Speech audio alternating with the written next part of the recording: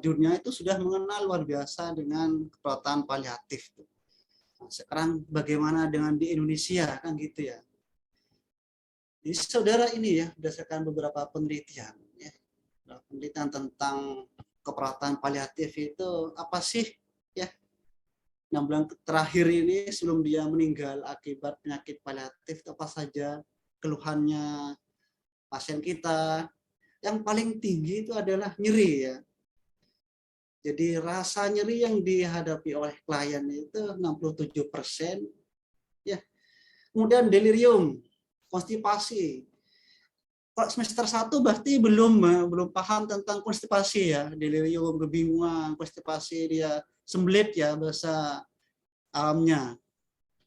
Terus sesak nafas. Nah, jadi seperti itu, ya. Sampai dia depresi. Depresi kenapa? Karena penyakit yang dia derita itu nggak sembuh-sembuh.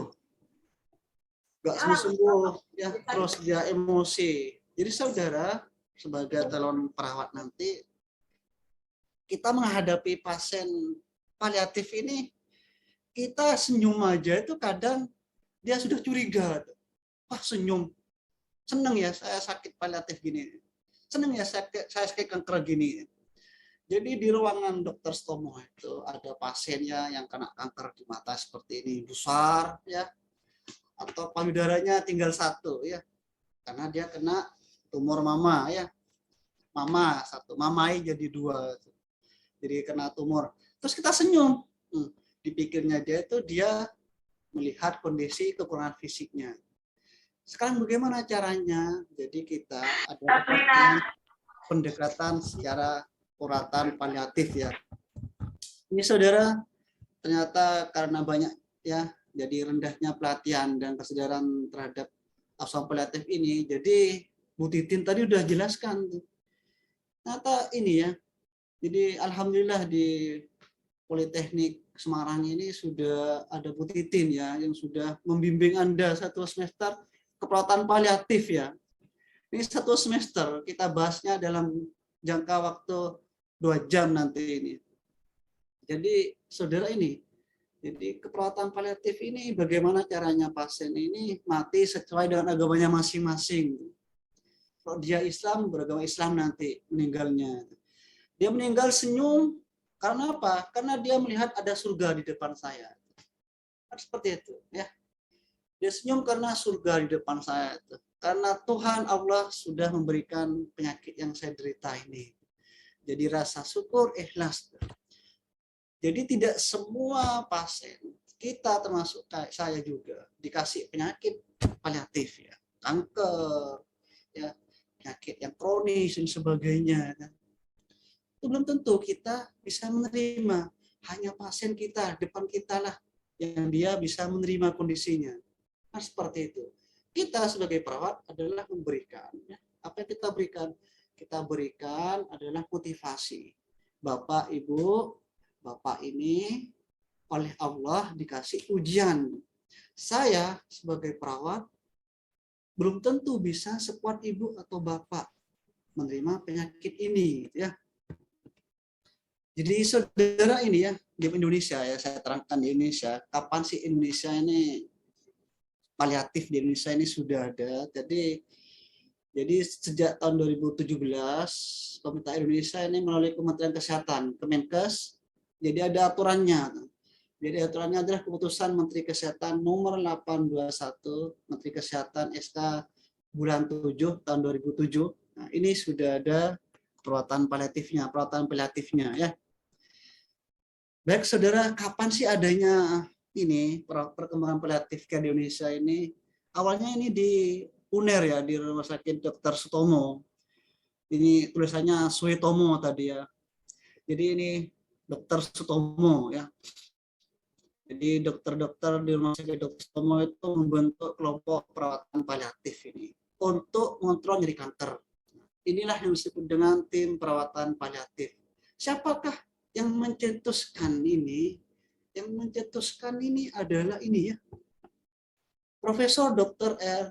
Sunarjadi Teja Winata. Jadi beliaulah kita sebut dengan Bapak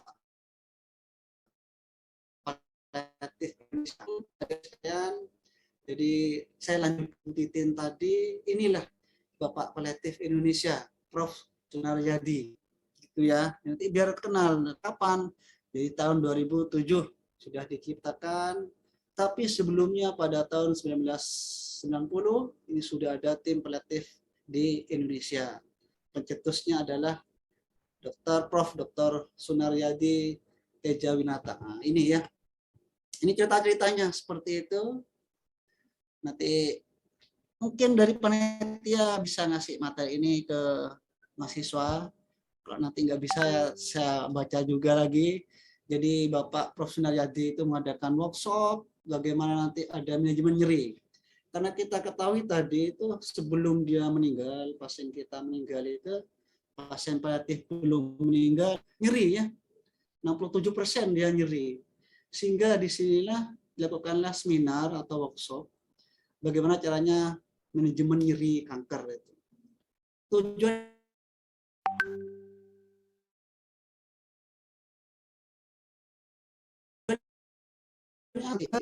dan kebetulan dihadiri oleh 14 perwakilan rumah sakit pendidikan di Indonesia. Dan berkembang sampai sekarang banyak sudah rumah sakit yang menyediakan perawatan paliatif. Jadi rumah sakit manakah yang sudah ada rumah sakit yang menyediakan perawatan paliatif? Yang pertama Rumah Sakit Umum Daerah Terstomo Surabaya, terus Rumah Sakit Umum Pusat Cipto Mangunkusumo Jakarta, Rumah Sakit Kanker Darmais Jakarta, Rumah Sakit Umum Pusat Wahidin Sudio Husodo, Rumah Sakit Sarjito, Sanlah Denpasar, Hasan Sadikin Bandung, Palembang, Manado, Medan. Apakah di Semarang ada? Nah, ternyata rumah sakit di ini ada ya. Di Rumah Sakit Umum Pusat Dr. Karyadi Semarang sudah ada. Jadi itu nanti ada di sekalian, saudara sekalian nanti ada ya perawatan pasien paliatif Rumah Sakit Pusat Dr. Karyadi ini. Jadi ini sudah pas ya. Jadi kalau Anda mau menghubungi silakan hubungi beliaunya. Pengen tahu lanjutannya kliklah di sini nanti ya. Jadi ada alamat webnya di sini sudah lengkap. Jadi Rumah Sakit Pusat Karyadi ini sudah menyiapkan perawatan pasien paliatif. Saya akan kenalkan di rumah sakit ini instansi paliatif dan bebas nyeri. Di Rumah Sakit Dr. Stomo inilah rumah sakit ruangannya ya. Jadi gambarnya seperti ini kupu-kupu.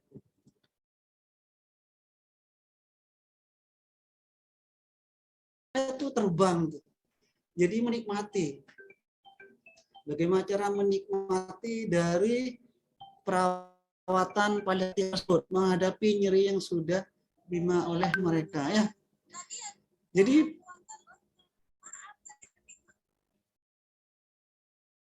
Jadi ini ya pelayanan yang diberikan meliputi pelayanan rawat jalan, terus rawat inap, home care, daycare dan respite care. Ini pelayanan yang diberikan rata-rata untuk instalasi paliatif dan bebas nyeri.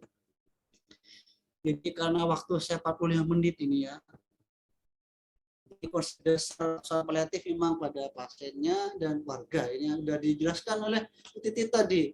Bagaimana kita melakukan pendekatan kepada pasien, melakukan pendekatan kepada keluarga, bagaimana nanti pasien itu menerima penyakitnya, keluarga nanti mau dengan ikhlas merawat anggota keluarga yang menderita penyakit paliatif tersebut. Memang ini sepertinya gampang, tapi kalau nggak dilatih kesulitan kita ya. Jadi adik-adik sekalian masih tingkat 1 ini, bagaimana caranya nanti biar pasien itu menerima.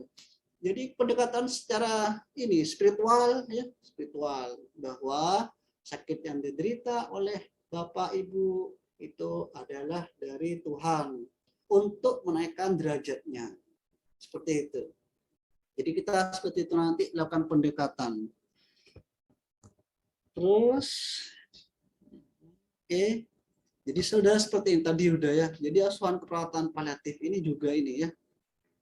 Mengikat tenaga kesehatan sudah dijelaskan oleh Bu Titin juga ini ya. Ini. Jadi bagaimana caranya nanti menangani masalah akhir di kehidupannya. Jadi permasalahan pasien dengan penyakit lanjut, ya, contohnya ya.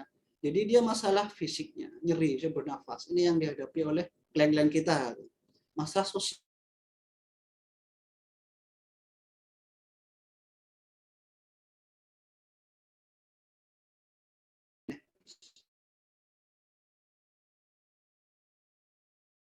Rawat, bagaimana nanti melatih pasien itu untuk distraksi, pasiennya nanti biar bisa enak ya. Jadi menurut Prof. Sunaryadi tadi itu, kita seorang perawat itu dalam memberikan perawatan paliatif adalah kasih ya. Kita memberikan kasih sayang kita setulusnya. Jadi secara tulus, terus kita kepedulian kita dan rasa syukur. Ya. Jadi begitu pentingnya aspek kasih, peduli, tulus dan syukur ini sampai melebihi pentingnya penanganan nyeri ya. Ini pasien kita, peduli terhadap pasien kita, tulus dalam memberikan perawatan dan bersyukur ya, bersyukur kita itu sudah berikan kesempatan oleh Tuhan, oleh Allah untuk merawat.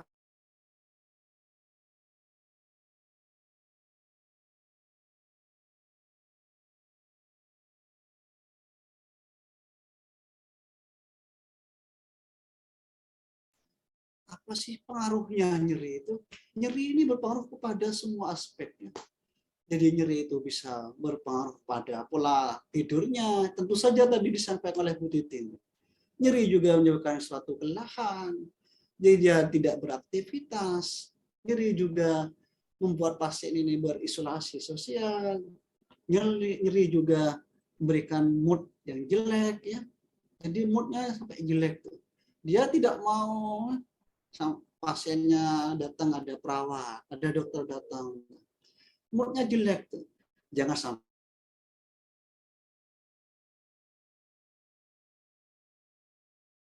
sehingga pasien ini stres.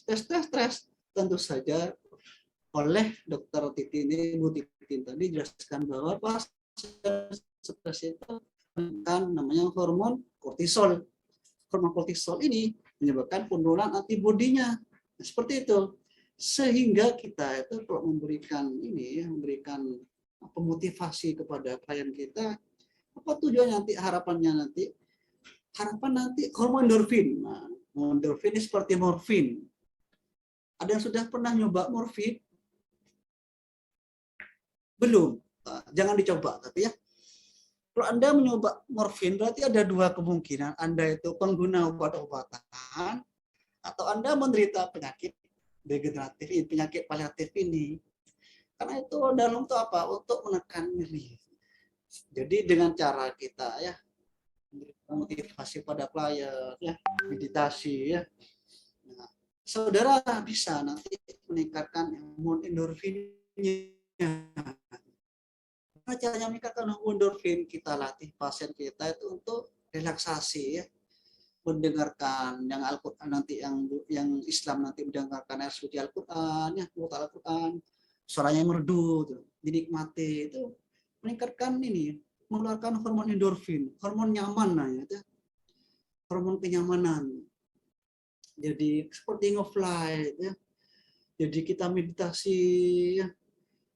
Nanti saya akan ajarkan tentang ini ya, namanya hipnoterapi. Jadi penting ya, kita menghipnosis ternyata itu menterapi pasien. Ini penting banget. Jadi nyeri ini adalah sesuatu yang dirasakan tidak enak oleh pasien. Ya. Ini yang dirasakan oleh pasien tuh nyeri. Aduh, saya nyeri gitu ya. Nah, nanti menghitung nyeri itu ada ya. Ini namanya nyeri. Nyeri tension yang sementara. Contohnya adalah misal si Devi ini dicubit oleh teman sebelahnya. Dicubit nih ini ya. Nah, ternyata sakit, aduh. Nah, ini sementara tension ya. Kalau nyeri akut misal. Nyeri akut ini langsung berlangsung jam sampai hari gitu. Contohnya gini misal, ketusuk tesnya. Itu kan masih terasa. Itu adalah nyeri yang akut. inilah nyeri kronis ya. Jadi klien kita itu nyeri kronis dia langsung lama, lebih dari 1 bulan sampai lebih dari 3 bulan. Terus ini berkelanjutan terus ya.